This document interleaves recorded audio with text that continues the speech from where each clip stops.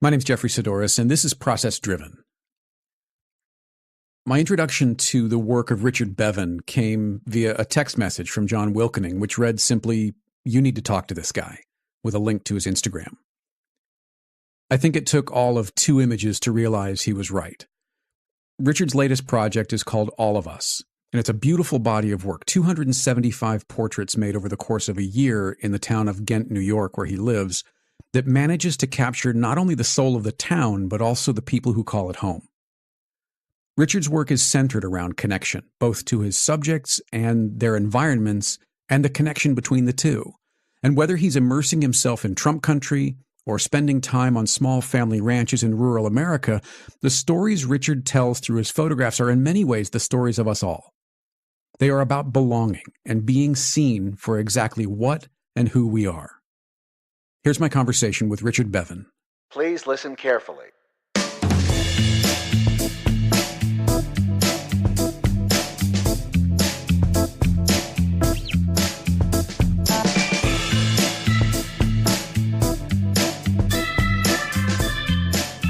I think it's terrific that, as both sort of acknowledgement and thanks, that you provided prints to all 275 people who participated in the project. With online sharing and social media so sort of ubiquitous with photography now, were they surprised to receive a physical print of their portrait? Well, I think speaking to the project, the All of Us project, people were really grateful to receive a print. And I think partly that was because obviously making 275 prints is, you have to sort of go out of your way to do that. And They were grateful to receive it and have it. I think a lot of people don't have necessarily the technology to make prints. So, it's one thing having a printer that you can print out your sort of bank statement or whatever. It's another thing to have a printer that you can, or a box of printer paper, photographic paper that you can make some decent prints on. So, I think oddly enough, even with technology, it's become kind of more difficult in some ways to make prints. I mean, it's not difficult to kind of send your prints somewhere online and then have them come back in the mail, and it's not difficult to take them to CVS or wherever you can do it these days. But it's kind of more difficult than it used to be just dropping a film in at the pharmacy and then getting your negatives and 36 prints back, and you just got them there. They're not so readily to hand. So I think that people, I think people love going through old prints. Speaking from my own personal experience, just finding boxes of prints in the basement and looking through just family photographs, we love doing that. And I'm sure many people do, but it's sort of a lost art, really, Yeah, I completely agree. And I would imagine that there you experienced something similar on the front side of that, shooting with a film camera on this project. I would imagine a lot of the people that you shot had never seen a camera like that before. Yeah, there's no doubt in my mind that part of the sort of magic for me in this project that that we're talking about is that I was able to sort of use that technology, such as it is, to break the ice. And when people see a camera that uses film, it's a different conversation. I think if an iPhone obviously is, or some sort of smartphone is obviously the most obvious technology to use for a lot of people these days. But when you pull out of your bag a Pentax 6.7 and you load it with some film, you've automatically with both hands because it's so heavy. Yeah, exactly. I mean, you've automatically got yourself a conversation, right? And that helps break the ice. And breaking the ice helps make a connection. And as a portrait photographer, that's the key thing you're trying to do, is make a connection. So, there are many advantages to it. I mean, people talk about, well, it slows everything down, and I mean, yes, but I think the onus on slowing things down is on the photographer, whether you're using a new digital camera or an old film camera. But it does, in terms of the run up to making photographs, it slows things down. So I think it's just overall, for the sort of work that I'm doing, it's just a more engaging process for both, and there are aesthetic qualities and benefits for sure. in my opinion. But I think there's a real magic that happens, and a real sort of response from people you're photographing that's a little more reverential. Yeah, that's a great word for it. Reverential is a terrific word for it. Yeah, and I mean, I remember back when I was in the advertising world, I was heard about a campaign for Polaroid cameras, and one of the sort of insights, and it, as any good insight is, it sounds very obvious when you say it, but people respond differently to different cameras. A Polaroid camera, people will sort of goof around because, certainly when they're at their height, the film was pretty cheap. It was a kind of very disposable, very in the moment type of experience. Mm-hmm. And people respond accordingly. And if I think that remains the same in so many ways for different camera formats. And just the one we're talking about, there is a sense of a moment, a more considered moment, if you will. And, I think one of the things that I was striving for is really to create what I described as like quiet moments of history. That's what I wanted to kind of put together here for the future, like to create an archive, a box of prints of quiet moments of history, of portraits of people in the town. And I think it's just about selecting the right tool, and I think that was, to use a word again, it was part of the magic of it, was using that Pentax 6.7 to do that. Right.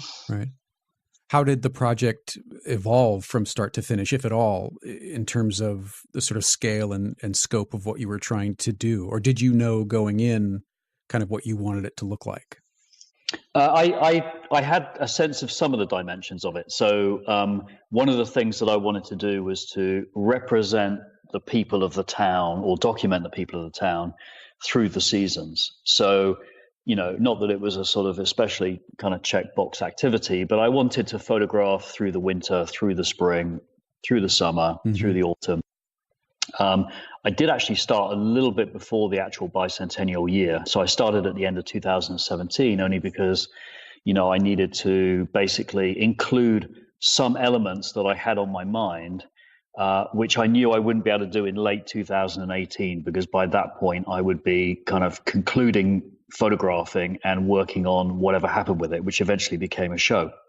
So I started late 2017. So I knew the time frame, and I think notionally in my head, I thought, well, maybe if we can get to 150 photographs, that would be amazing, and partly down to my kind of what became an obsession and tenacity, I guess, and a lot down to the kind of willingness of the townspeople to be involved in this project. We ended up making 276 portraits, in fact, 275 of which are in the final piece, because there was one person who decided, for her own reasons, to not be included after the event, which is fine. So 275 photographs in the space of about 10 or 11 months. Wow. So yes, that was a surprise to me. Yeah.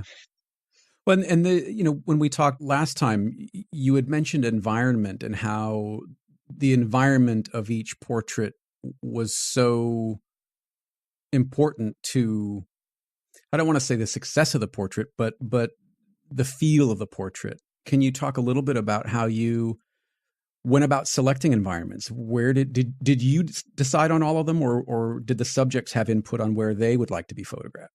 Yeah, the environment became a really interesting element of it, actually, because I think, I know, there have been some portrait studies done over time that have utilized sort of, white backdrops, like the sort of classic Avedon portrait, or, studio, slightly darker studio, maybe mottled with a sort of Irving Penn type, in studio portraits.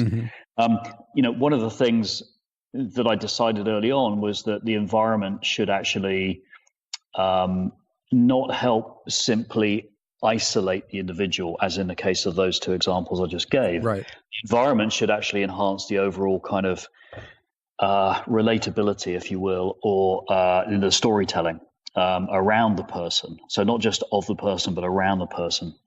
And the very first the very first portrait that I made in this series was a guy just around the corner from where I live, Gary, who offers a deer processing service. And I showed up, and he just sort of started for the season. Deer hunting season around here is November-ish, around about Thanksgiving when it starts. So I showed up, and he'd just started kind of receiving deer to process, and he works out of his garage. And so we photographed, we made 10 portraits on one roll of film, and in his garage, and there was a deer hanging, and he had his apron on, and he had a knife in his hand, and it was all there. And I got the scans back, and I hated it. Really? And I'd already arranged to go back and see him anyway. I mean, most people, pretty much everybody else in the entire series was done in one shot. I don't mean one photograph. I mean one visit. Sure. What was it about Gary that you didn't like? It sounds like everything was there based on your description. Yeah, and that was the problem, actually. Perhaps counterintuitively, that I sat down with it and I thought, well, why is this not? This is very flat. It's very informational. It's really not kind of doing anything for me at all. And on that basis, it's probably not going to do anything for anybody else either. Did it feel too obvious in terms of a setting? That's exactly the word. Yeah, so, yeah. I think the problem that, the way I sort of described the problem to myself is that the third person had no role. So basically, if you think about it, you've got the photographer and you have the person being photographed. So they're the two of the people obviously involved at the time. The third person is the viewer. And, I kind of was looking at some favorite portrait kind of books that I have and trying to figure out, what I like and all the rest of it. And I came to the conclusion that the viewer has to have a role in it. And the viewer needs to be able to use their imagination in some way to figure out what's going on, or where is this? Or, in the case of a lot of townspeople, I kind of know that place. I think it's here. I can make out this. That there's some element that the viewer can experience for themselves rather than be given it on a plate. And so I went back and I made a second roll of film, 10 photographs of Gary, and I was much happier with it. And in fact, it's I don't really talk about favorites, but I would certainly put it in the kind of edit. In fact, there's an edit on my website, and it's around about 60, and it's one of those. It's a guy in an apron standing by some skins. The garage door two is big closed. Stacks of skins. Yeah, and the door's closed. He doesn't have a knife, but you kind of have to think about, okay, what is happening here? Right. And once it seems pretty obvious, but you do have to do some work. And I'm not necessarily saying that I've succeeded in every one of the 275 to create that sense of kind of, having to use the viewer's imagination, but that's what I strive for. Mm-hmm. So the environment in that way became, a very important part of the consideration. And to kind of answer your question, which actually I think was a number of questions, I would show up and typically it would be at the person's home or workplace. Pretty much all the photographs are one of those two things. And in most cases, I wouldn't really know what I was going to find. I do live in the area, so I have a sense of what's what, and kind of what I might expect. And I would often kind of figure out beforehand, either using Google Maps or driving around, where the light's going to be, and therefore what time of day I'd try and push the appointment either earlier or later based on that. Mm-hmm. Sometimes I wasn't able to do that, and you just get what you get. So, there was a certain amount of kind of reconnaissance done on my part to figure out what might work. But of course, in a lot of cases, you show up and the weather doesn't go according to plan. There's not as much light. The environment you thought you might use isn't what you can use for whatever reason. So, you just go with what you have, and you try and make it as interesting as possible. So that's this kind of second element of the question, is kind of how I actually went through the process. And then the third thing that I'd say about the environment is that, and somebody sort of said this to me after the event, which I was sort of really happy with actually, which is that, they picked up on the environments like you have, and they said that actually when they look at the images, or a number of images, not even all of them, that they felt like they could get a sense of place from looking at, not just with the portraits and the people and who they were and what they were wearing, but the environment sort of added up to something that gave them a sense of, what Ghent, New York is about. Absolutely. And, it's a portrait of the town.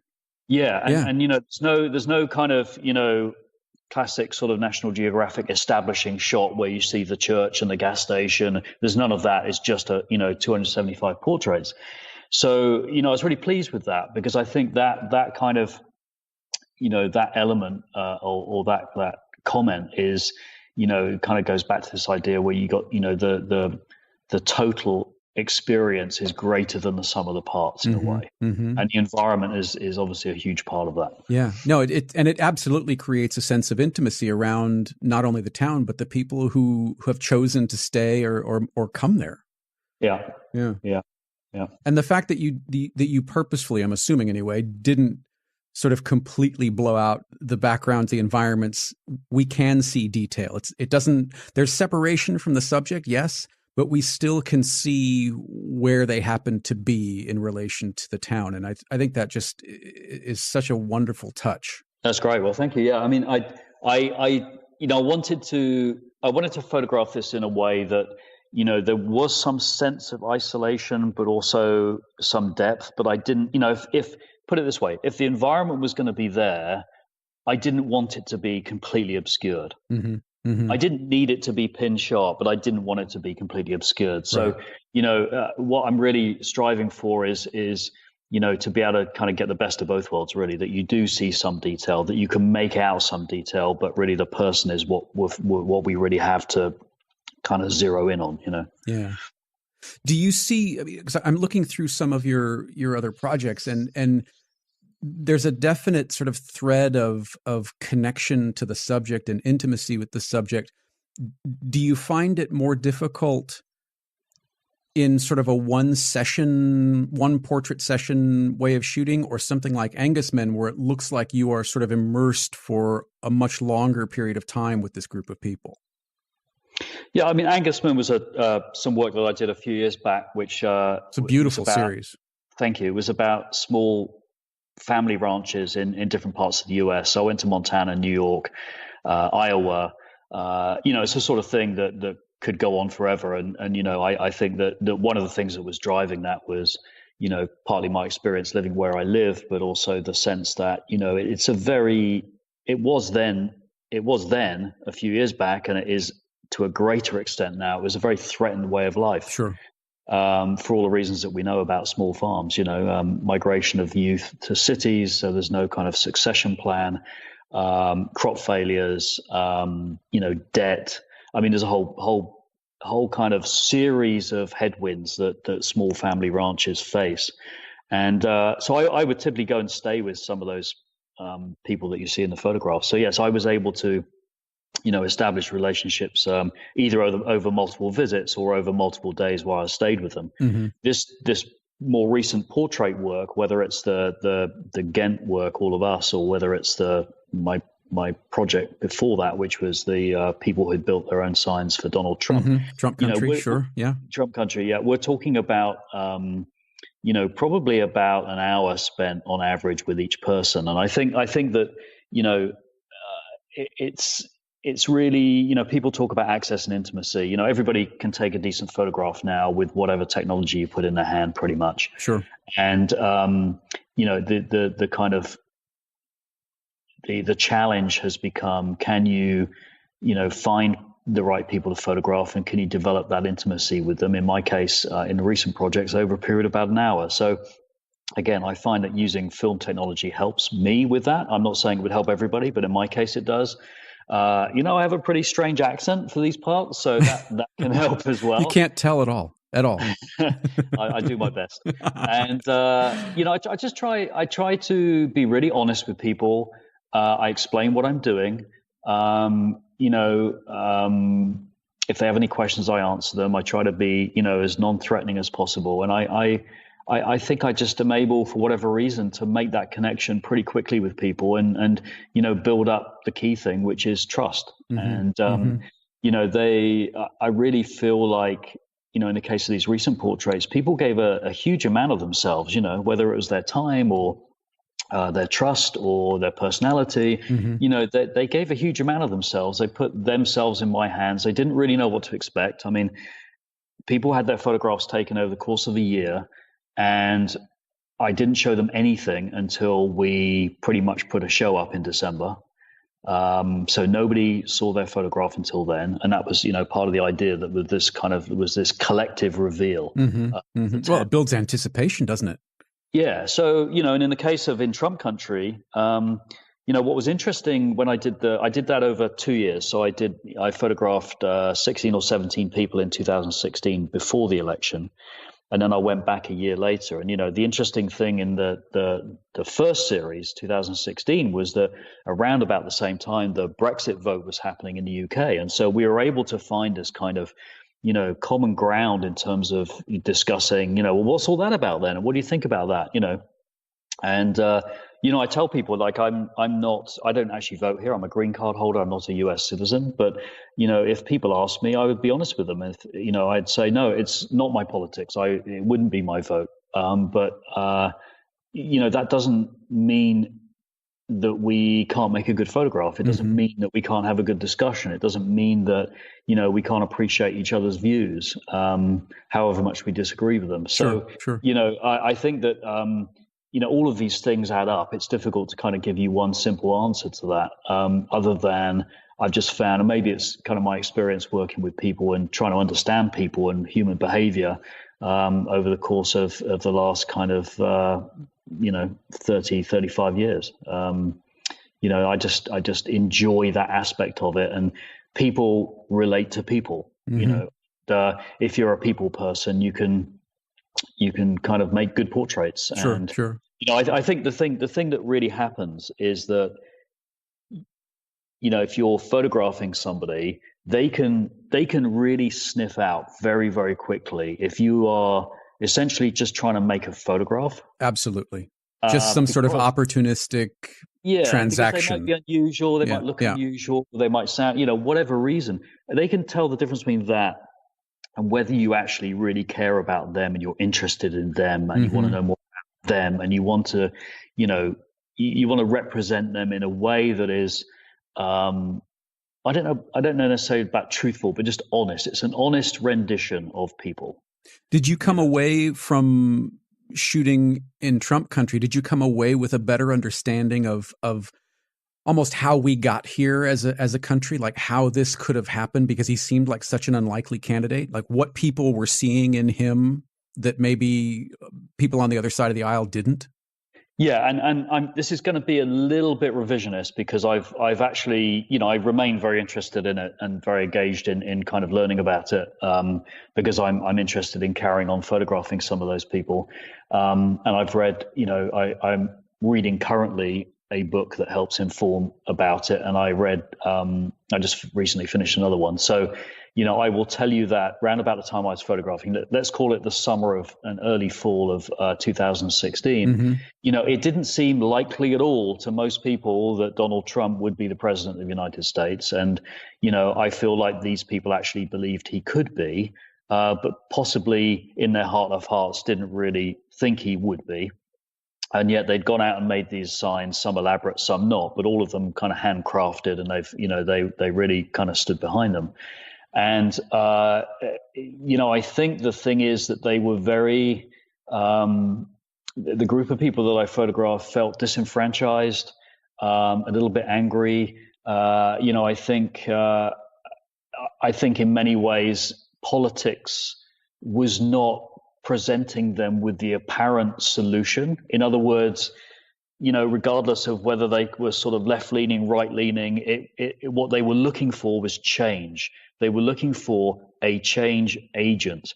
And many of them would talk to me and say, we know this guy might not be the best choice as a president of the United States, but he's a businessman, or he's a change agent, or he's not a politician. It's not the status quo from their point of view. And so I think they were sort of, angry, bewildered, disenfranchised, whatever you want to call it. And they wanted to see something change. And, the other candidates that were out there were not going to provide that change.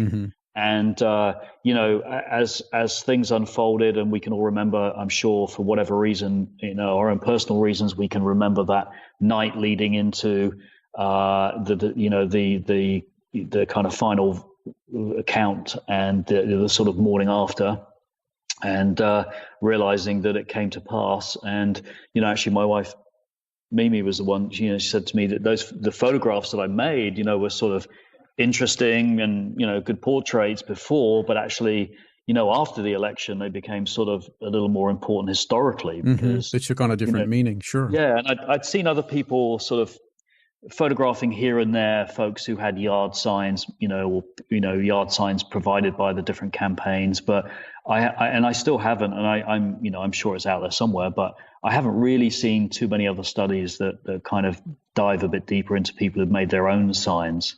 I was driving past all these signs thinking, I'm just too curious. Right. I can't drive past. I can't not stop.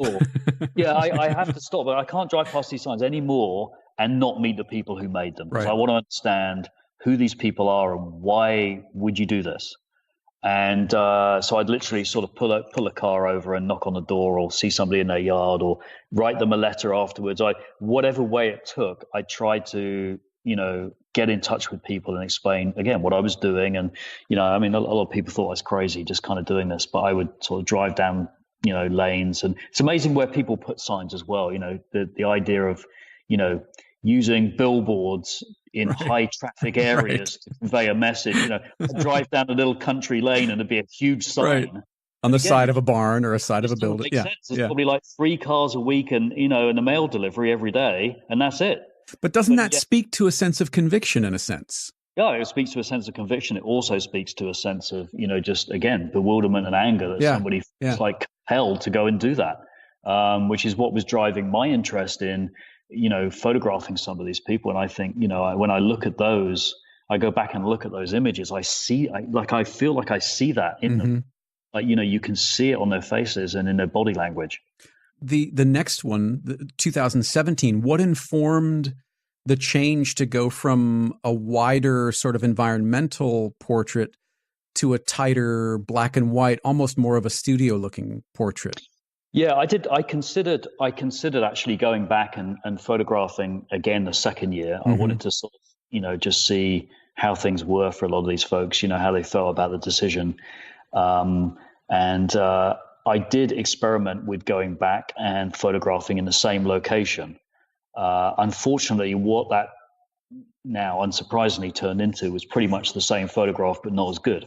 Because of course, I don't think the same look was there. And I don't think, it just, the vibe wasn't the same because it wasn't the same period of time. So, I needed to change more. And I felt that actually what I needed to do was really kind of get closer to the person, because I was going to ask them to, and I did ask them to kind of rate the presidency, not in a scientific way. It was a kind of, A, B, C, whatever it was, A minus, whatever it was they were going to say. And then, get some sort of brief commentary from them. And I felt that actually the thing that should go with that would be a closer in sort of whites of the eye type, experience.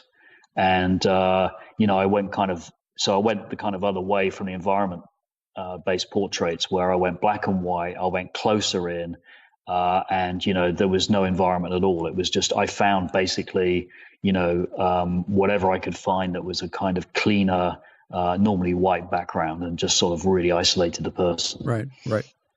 Was there a group, however small, that was maybe unhappy with their choice, or did you find that pretty much everyone stood behind their president?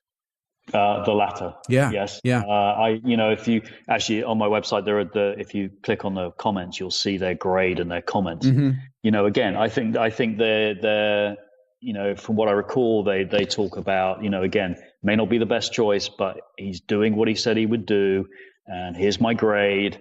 And typically, a lot of A pluses in here, Richard. Yeah, A and a B. I mean, yeah. And really, in a way, the actual grades don't really matter in terms of what we learn from it. What I learned from it is that that there's no buyer's remorse at all. They're quite happy with him, being in amongst it and kind of doing what he's doing. And I think that.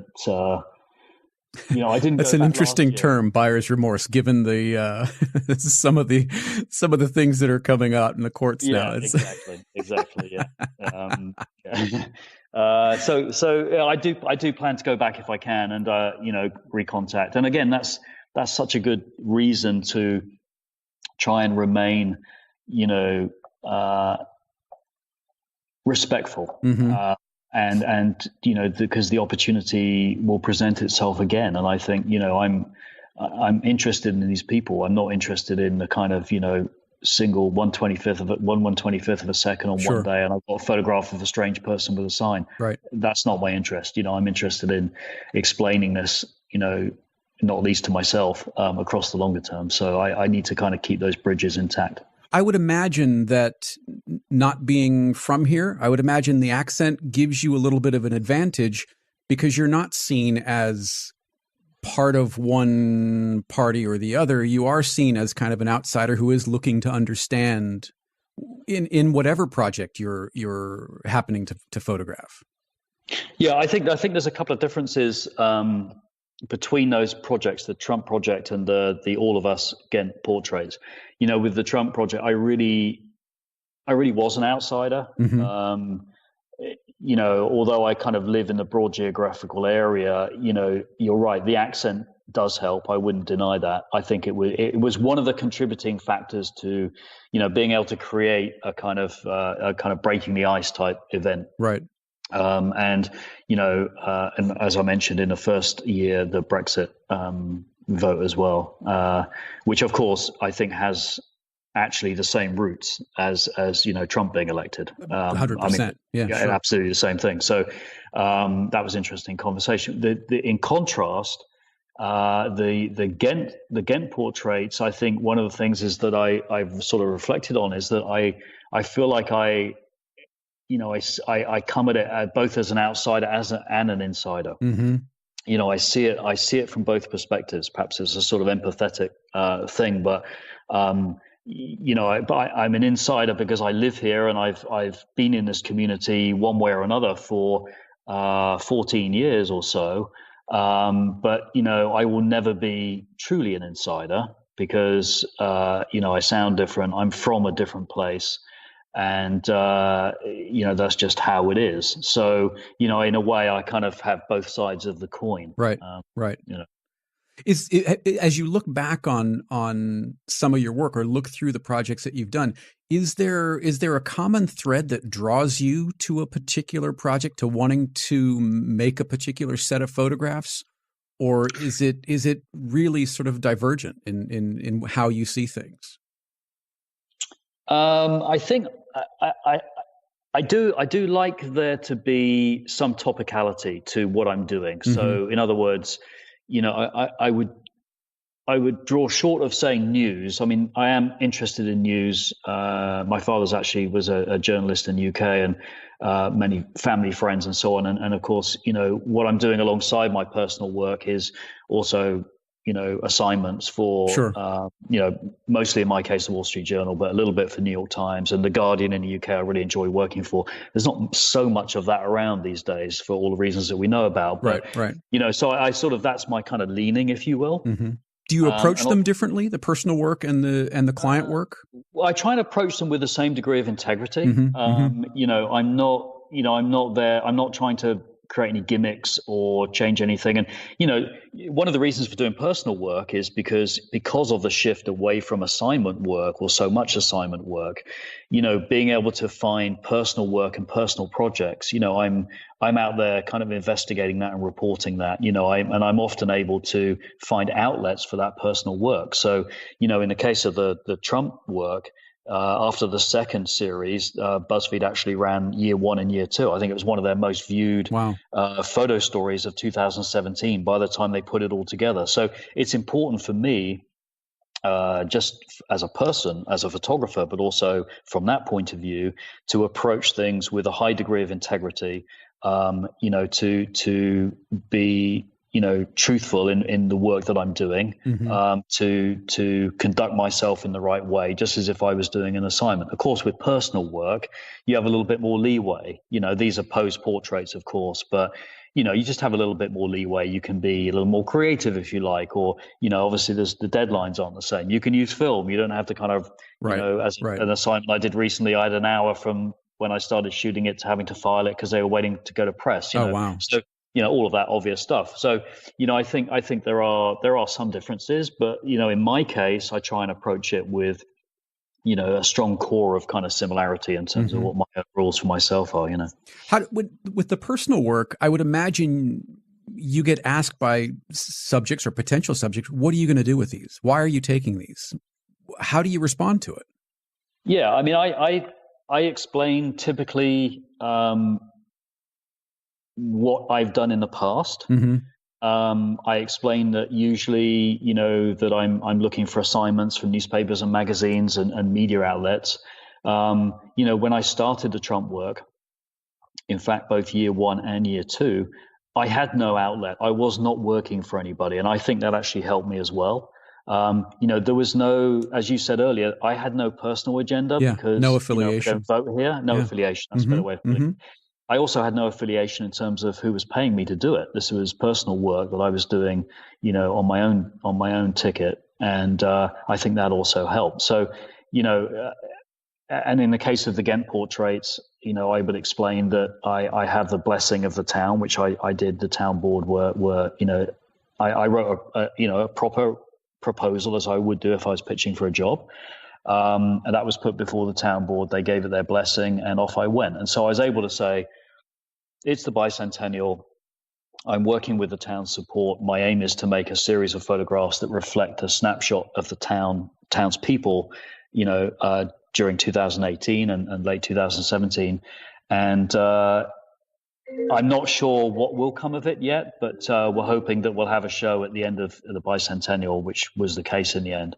And that was good enough for them. I did try and kind of think through, that question that you just asked. And that was one of the reasons why I wanted to go to the town board and get their blessing, because I thought that would be an advantage.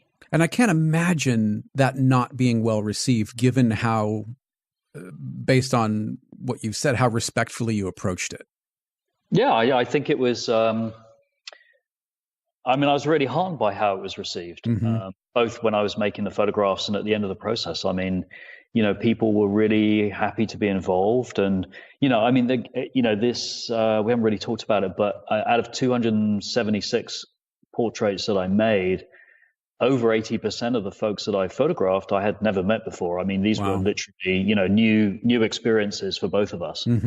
And so, inevitably, of course, I live here, so I knew some of the people, but most 8 out of 10 people I'd never met before. Wow. So, I was really heartened by that. And, at the end of the process, I was really heartened by how generous people have been with their time and the giving of themselves. Sure, they're letting you into their lives, aren't they? Yeah. And also, I really I think we live in very divided times, and this was an opportunity to present a group of people as a unified community with common interests and way more in common than anybody really thinks about on a day-to-day basis, and I was really, it made me really hopeful, because actually underneath all of the sort of divisive conversation and kind of, bad blood and all the rest of it that we kind of see on a minute by minute, hour to hour, day to day basis. High def.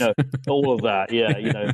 Glorious Technicolor and 3D and all the rest of it. I mean, underneath all that, there is a core of, goodness and hopefulness and common interest, that does unite people in communities. And a community is not defined by its roads and its boundaries and its town council. A community is defined by its people. Sure. And, people have to live together. And whether it's a town or whether it's a city or whether it's a state or whether it's a country, people are a community and they have to live together. And we've sort of got so far away from that I was really happy that people had signed up to be part of this.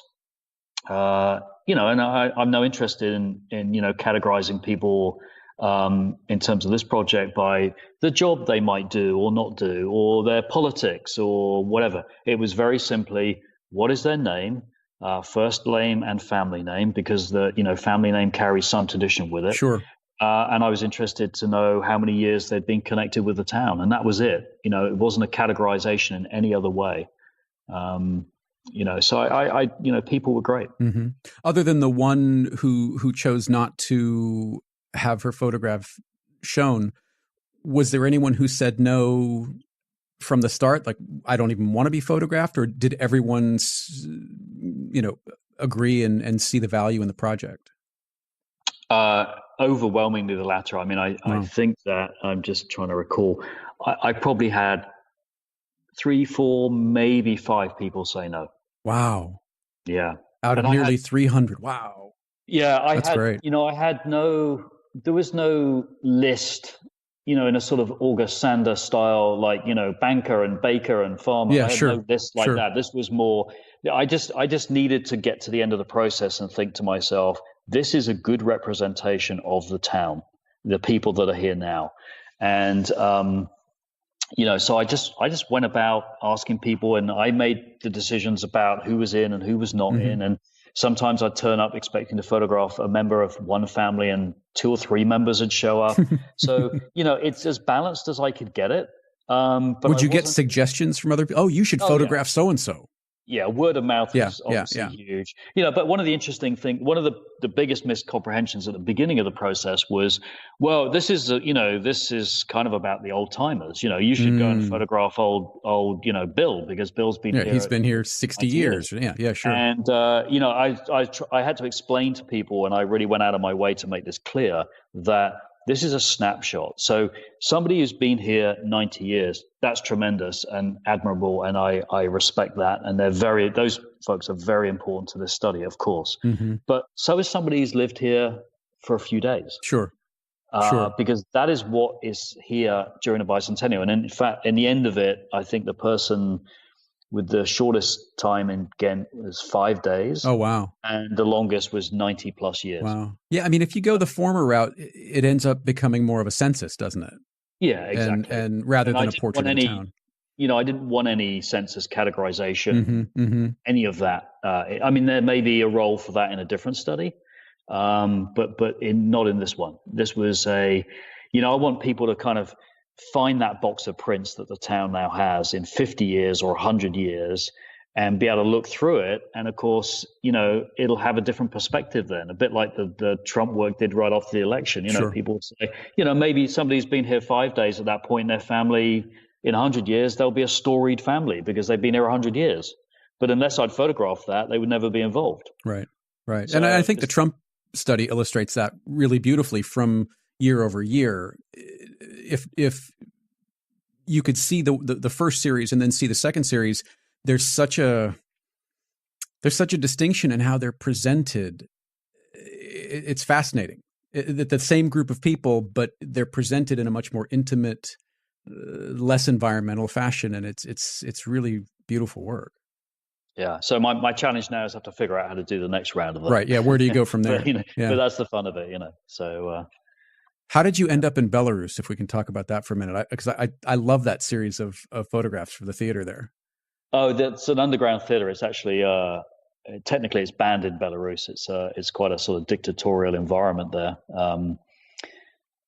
Possibly last sort of authoritarian environment in Europe, actually. Mm-hmm. And I, through a contact of a contact, I found out about the Belarus theater, and they said, well, they weren't able to, they weren't able to go and do anything because they were already on the blacklist. They wouldn't even get into the country, and frankly, I wouldn't have got into Belarus either if I had basically said I'm going to go and make photographs of the Belarus theater, because that would have been a complete no-no. But I found a different way of doing it. Let's put it that way.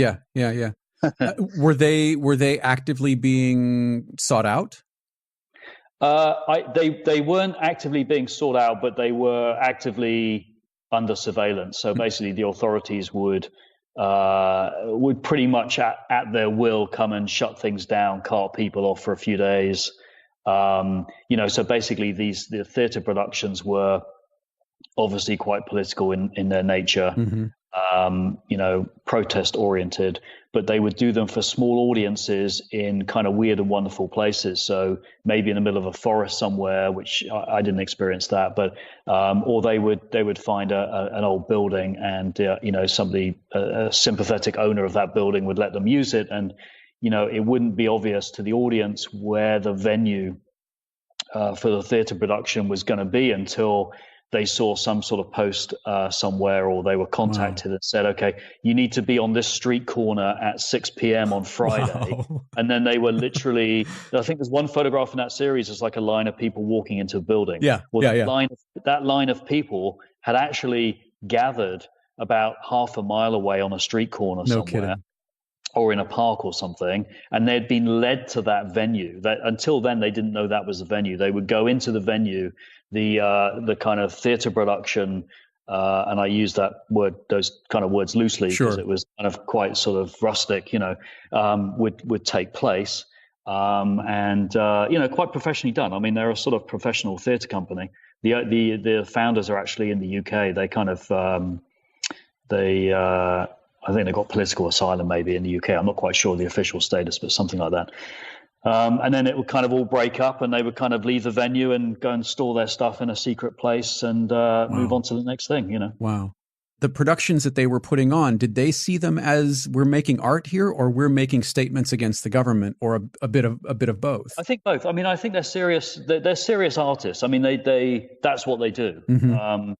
However they're funded, I mean, they that's their life. They are actors. It's fascinating. And actresses, and the core of what they're doing. I mean, the purpose, if you like, their purpose is to make a political statement. Sure. Yes. And that's why, of course, they have issues. And it's remarkable that you were allowed to come into this sort of domain, if you will, with a camera, when secrecy and sort of flying under the radar is of paramount importance to their continued performance. Yes, it is. But of course, also getting the word out there is paramount to their purpose. So, having people understand what they're about is an important point, because otherwise, it's, I guess, if a tree falls in the forest, does it really happen? Right, So, they need people to understand what. I don't think it does.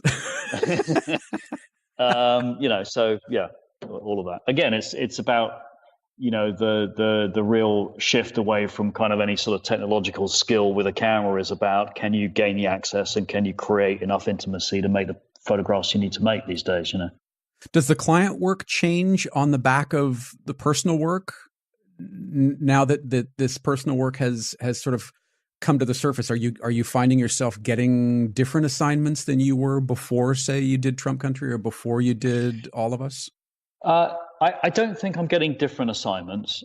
I mean, the trend, I think, in my case, and I think for a lot of photographers in this area and probably all over, is less assignments. So I think there's more of an emphasis on having to go out and create your own ideas and then sell them. That sort of citizen journalist idea. Yeah, I mean, I think that's just that's the reality now. Do the projects change? No, I mean, I have noticed. I think most of the work that I'd done over the last few years, always involves a portrait of some sort. Detail shot, sense of place, portrait, classic kind of feature story, kind of work. I think I have been receiving more requests for pure portrait work, which is great. And I think part of that's because people see that I can be trusted. Hopefully, that people see I can do reasonably good work if necessary in a fairly short period of time. I think that's also important because, of course, time is always limited. All of those factors. So I think people understand. People want to give. Editors want to give the photographers assignments. Those photographers they feel a safe pair of hands. But also can deliver something interesting. Yeah, it's interesting how the photography business has changed for so many photographers. I've spoken to a number of people who for them, they're hired to do a brief, not for necessarily what they can bring to the table, but can you execute the brief? Right. Which I think is an interesting sort of migration away from hiring someone for what they're capable of. Yeah, because the money's tighter, and there's sort of more content spaces to fill, and so of a certain type, and so it's like we need this, and we need it on this time frame, and can you go and supply that to basically fill in these blank spaces? I mean, I'm exaggerating to prove a point. Yeah. I think in past decades the case was more.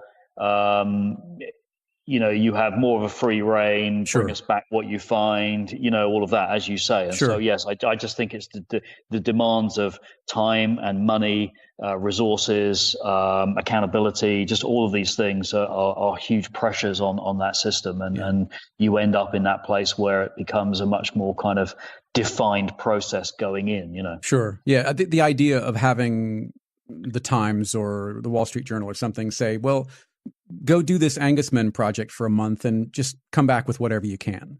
Yeah, I mean that's unlikely to happen to me. I mean, I think there are some photographers who would, have that luxury bestowed upon them. I'm not one of them. In fact, those pieces of work were personal work. I mean, they've appeared in other places, but they've appeared in other places largely because I found an outlet for them, not because I was asked to go and do that work. So, I think that those assignments are very few and far between these days.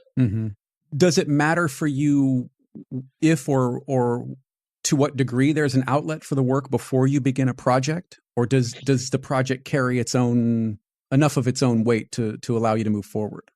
I have found that with each of the studies we've talked about, I've had to have the motivation, the passion, the interest, the fascination with the subject, and I've needed to go out and make those photographs. I love that you call them studies. Can I say that? There's an implication there that it is, you're diving deep from the beginning. Yeah, and that has to be your driving force. I'm not there in those cases. I'm not there because somebody's asked me to be there. I'm there because I want to be there. And what I would believe about that in a sort of purist way is, if that's true, and I can make some decent, good, interesting, engaging photographs, I'm optimistic that I'll find an outlet for them. But I do not go into that work expecting, or even kind of in my mind's eye with somebody in mind, that I'm going to sell the work to. Right. And actually, in many ways, it makes it easier for me because I can be very honest with people and say, I'm doing this for myself because I'm interested in it. I'm fascinated in it. I want to understand your story. I want to try and tell your story in some way. I'm not there because somebody's asked me to be there, which is a completely different conversation to me. When did you, and maybe you've had it all along, but if not, when did you make that realization that there was something more to it than having the right outlet or having the right number of followers or et cetera? I think when I first started working, more as a, paid photographer, as a sort of professional photographer about 8 years ago, when I switched from the advertising world to this world, there were more assignments around, and my time was more consumed with, delivering on those assignments, which was great. And so I was working in a slightly different way. And so, once the dynamic started changing, and I would say that would be around about the time of the 2016 election, and I don't think that's a coincidence, by the way. Yeah, yeah. I could see very quickly that I was going to have to be, moving further upstream, in the sense that I was going to have to be coming up with the assignments and going out there and doing that. And I figured that, the best way to do that would be to just find things that I really was interested in not doing. And, I think that, when I made the transition from advertising into, doing the photography full time, and it wasn't a kind of hard transition. I'd kind of started ramping up the photography, and kind of ramping down the advertising. I attended David Allen Harvey's Loft Workshop, which is no longer run. Wow. In Brooklyn, and David is an amazing photographer, has just ridiculously inspiring and brilliant work over the years. A lot for National Geographic, of course, and a lot in Latin American countries. So I attended that workshop for a week, and it was a sort of ringer. It was all about and it sounds awful, but sort of breaking people down and building them back up again. But as a photographer, you kind of came out of it understanding more about yourself and what you were, what you could aim for. And, I made some lifelong friends there, or what will be lifelong friends, I'm sure, some great contacts, but I also came away with a great deal of kind of things to think about. And one of the things that really stuck with me was, although, David had spent his entire career almost kind of really showing us, as in the general populace, kind of amazing things from exotic places, some of his best work now and some of his best work over time has been on his own doorstep. And, he would sort of convey this idea that, you don't, while a lot of people think you have to jump on a plane and go somewhere exotic, actually some of the best opportunities, because of the idea of intimacy and access, is under your nose, is under your own nose. And so I really took that to heart. And, I think that while I have been to other places to photograph, whether it's different countries or different states or different cities, there's a huge amount going on all around us. And, it's a really important thing I've carried with me, that you can't be lazy about it. You have to really think about and go and search out and understand what's around your kind of immediate surroundings, and kind of, do your best there. And then, yes, if the other stuff comes along, that's great. But so I really sort of feel passionate about that. And I feel like I can do a lot more work in this area, and kind of maybe even build up a body of work that represents this area over time, but in different ways. It's really fascinating. And it sounds like that was exactly the catalyst you needed to sort of propel you to that next phase, really. Yeah. I was very fortunate to be a part of it. And it was a catalyst. There are a few other catalysts, but,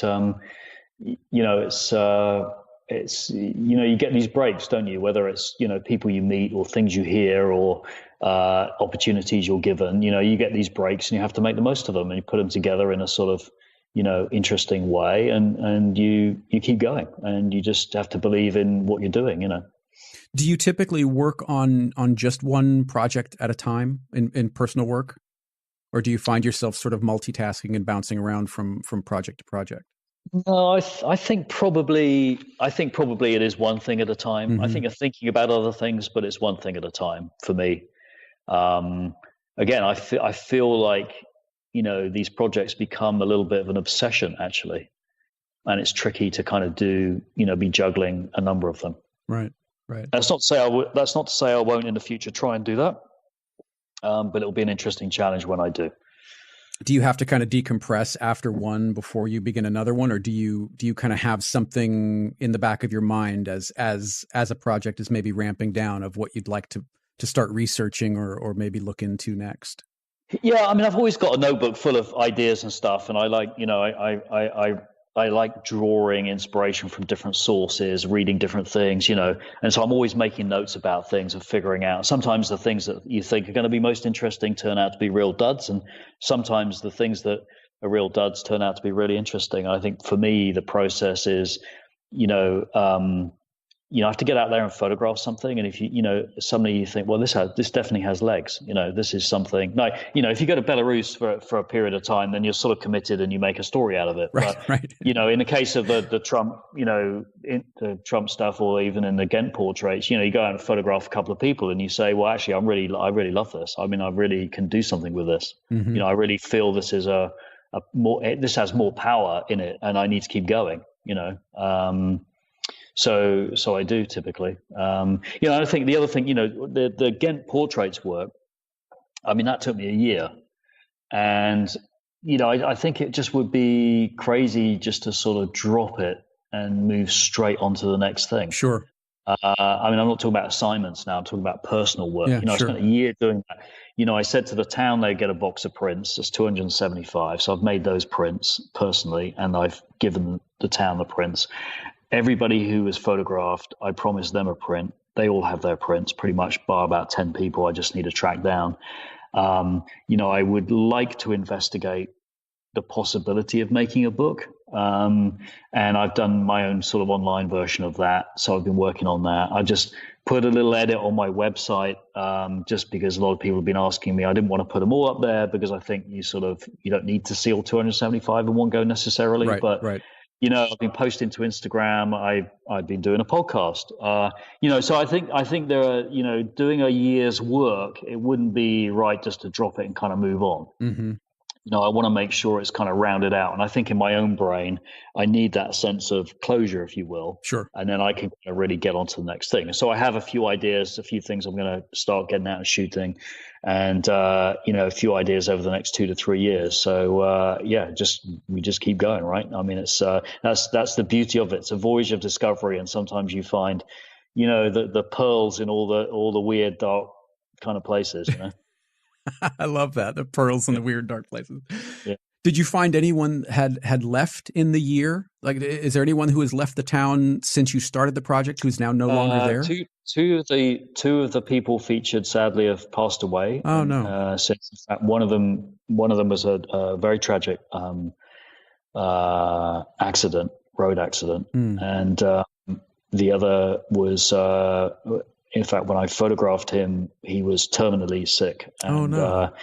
I think he knew probably that he might not see the conclusion of the work, very sadly. And he was a very storied gentleman in the town, actually. And it was a great honor to photograph him. And I photographed him in the town hall, which he was very much a driving force behind creating that building as the town hall. And in the exhibition, we showed all 275 portraits, which was, in my mind, always going to be the case, because the spirit of this was that it's not about, who I choose to edit in or edit out. Right. I think there is no best per se. Yeah, I'm in that place now because to share the work and, in a book or whatever, I don't, in my opinion, you can't put 275 photographs in there. It's around about 60, But anyway, so we showed every single person. And I chose a few just to kind of print larger and frame up. And he was one of those. And I was able to make sure that his family received that large kind of frame print as a thank you. So, sadly, we've lost a couple of people, which, when you think about 275 people of all kind of walks of life and ages, it's not really that surprising, I guess. Sure. And then, a few people have moved in and moved out, and that's what a town is, right?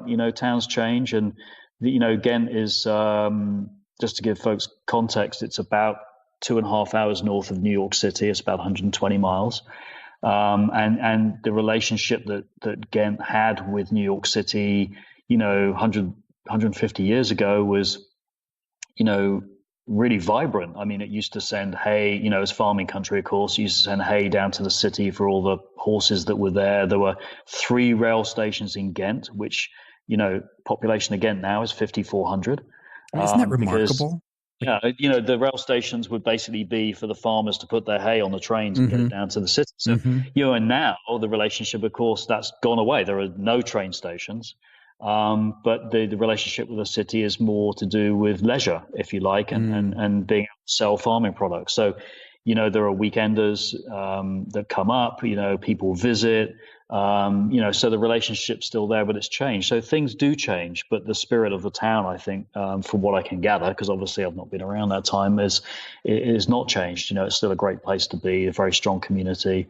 So some things change, some things don't, and people move in and people move out, but you have to change with the times, and that's what towns and villages do, and by necessity. And again, as I look at the study, and obviously I'm looking at it, with a sort of informed eye in terms of what the community is like, but I kind of see some of that kind of resilience and change in it. Yeah, it's such beautiful work. It really is absolutely lovely. Thank you. Yeah, and all photographed in natural light, every single one of them, all on film. Yeah. Are you solo when you go out, or does anybody come with you? Do you have an assistant or anything, or is it just you? I was solo on all of them except one. And the exception was a lady who has a sort of mini horse. And my youngest daughter is very, she used to ride a lot. And I asked her to come with me just to help kind of manage things, to help the lady with the horse, just in case we needed it. But it was also a beautiful evening, and it was just a good opportunity to hang out with my daughter, who's now at college, a little bit, which was lovely. But otherwise solo, and that's how I like to work. I don't have a lot of equipment. I have a small bag. That's it. I carry over my shoulder. And I think, again, I want the relationship between me and the person I'm photographing. I don't want or need any other kind of distractions with that. Right. And I would imagine that is respected by your subjects, that you're not, it makes it feel more personal, because you're not coming in with this team of people and, okay, we're going to set up lights here and a reflector here and a this here and a, it's a conversation. It's not a scene per se. Yeah. And I think those scenes are terribly kind of threatening and formal. And I'm not saying, I think you can, clearly great photographs can still be made. I'm not saying that, but I think for the sort of work that I do, it would put me at a disadvantage. It would put the person I'm photographing ill at ease. They don't expect any kind of fancy things, and I don't want to travel around with it. I like to be mobile. I like to be able to kind of roll with it. And if we, I would show up, for example, and typically what would happen is, somebody would have an idea of what I'm looking for, and they'd have an idea of where I want to be, and I would sort of entertain that a little bit, but actually probably neither was the case. In other words, I would already have in my head where I wanted to be, and how I wanted to portray the person. And so, I'd maybe make a frame as they suggested, and then maybe sort of gradually get to move and figure out, a slightly different place and end up where I wanted to be. So again, you make it a series of small transitions. You don't kind of jar people from like one thing that they're expecting into another, which is where you want to be. Right. It's about understanding, human nature. About understanding, people who are not comfortable in front of the camera. There's a way of working that it's a little journey over time. Sure. You don't kind of otherwise you make them feel dismissed. Like, okay, we did it your way. Now I'm the professional. Let's go do this real. Right. And it's not, it's not, furtive or disingenuous in any way, or dishonest. It's just, let's work at this. Let's see what's going to work. And, I'm very happy if it works out, kind of what they had in their mind. I have no problem with that. But also I have, as a photographer, I have in my mind what the set of conditions that I want are. And, part of getting that and getting the result is working my way towards it, A process of meandering. The process, that's the title of the book. There it is. Yeah, maybe it is. I think my favorite, if you said pick a favorite of what's up there from this body of work, it's the fellow standing with the sort of turquoise-ish trousers with the belt sort of low slung with the suspenders and the checkered shirt. The one you're referring to, I think that was one I posted relatively recently on my Instagram. Yeah. There's a guy around the corner from me actually called Skylar. He actually is very into reenactments, military reenactments. Okay. So is this part of one of his uniforms? Yes, and so there's a few people in uniform actually, and a few people holding things in the photographs. And some of the questions I've had is, was that down to me? And in no case was it down to me. Really? There are a few members of the town band who either because they were in the course of playing for the band that they had their instrument with them, or they chose to bring it. There are a few people in uniform, somebody holding a flag, for example, two people holding flags, American flags. Because it was a Memorial Day parade, and the uniforms. In Skylar's case, he actually typically, he likes to hang out in a uniform. He makes those uniforms. He likes to hang out in them. So he's still at school, but he'll come and get home from school and put one of these on. And in fact, now that's a good example of the meandering. When I showed up, he was in full, and forgive me, I don't know precisely the uniform he was in, but I would say it'd be like early 19th. Shame on you, Richard. Yeah, mid to early 19th century uniform, perhaps. You're probably in a better place to tell me it was an American uniform of some sort. He was in the full thing, the hat, the coat, the sash, the whole thing. And we made a couple of photographs. And actually that would be a kind of interesting thing to share, the process as we went through it. And and it was quite fun. This is going to sound a bit weird, but we kind of walked through his kind of yard, and we were discarding kind of clothing items as we went. So the hat went first. And then the coat went, and then something else went, and what you see is where we ended up. But that was exactly what we've just spoken about. It was a process of meandering. That's the contact sheet that you need to show. That's the one. Exactly. So that's a good example, because that's where we ended up, and I can contrast that with a very much more sort of formal. Reenactment uniform photograph that we have in frame one. I love it. Yeah. I love it. It's just the expression on his face, the way he's standing, and then that hint of a background that we get is it's just fantastic. Yeah, I mean, I was also I did a workshop for a couple of days with Sam Abel, who is also an amazing, remarkable. Yeah, remarkable. Remarkable. And I love the way he speaks about photography. His command of language is. I mean, I don't think I've ever met anybody who speaks as poetically as he does, and it's right off the tongue, or it seems to be anyway. Yeah, and he, I always remember him talking about setting, expression, and gesture, and that's it. In his case, he was a compose and wait guy. He is a compose and wait guy, and that obviously to me suggests some movement in his photographs, because otherwise, why would you be waiting? But I don't tend to have really too much movement. There's a few things. So, but this idea of like setting, expression, and gesture, I think you have that in that example of the photograph. You have that, and in others, and I do have movement in some of them.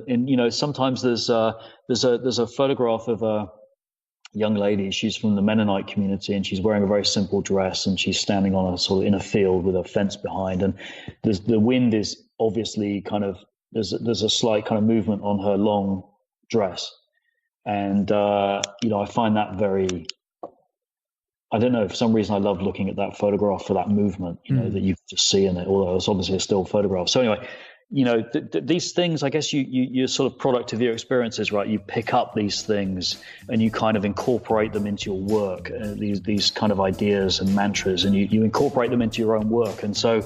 I do spend a lot of time thinking about that, kind of what I've learned from these guys. You can see photographs from Richard's various projects, including All of Us and Trump Country, on his website at richardbeaven.com. That's RICHARDBEAVEN.com. You can also connect with him on Twitter or Instagram at richardbeaven. Subscribe to Jeffrey Sidoris Everything in your favorite podcast app to get every episode of Process Driven, along with iterations, in between, and special one-off conversations all in one feed. You can connect with me on Instagram and Twitter at Jeffrey Sidoris, that's JEFFERYSADDORIS, or on my website at jeffreysidoris.com, and you can also email me at talkback@jeffreysidoris.com. And this is something really cool I need to share and say thank you for. While Adrian and I were in Savannah for a few days, we found out that Digital Camera World called Process Driven one of the top 20 photography podcasts for 2019. I still don't even know what to say other than it's a terrific honor to be included with some really fantastic shows. Some I already listened to and others that I'll definitely start listening to. So thank you very much, Digital Camera World, for including us. And thank you very much for listening. I appreciate you being here. I hope you're enjoying the new release schedule, and I'll talk to you on the next one.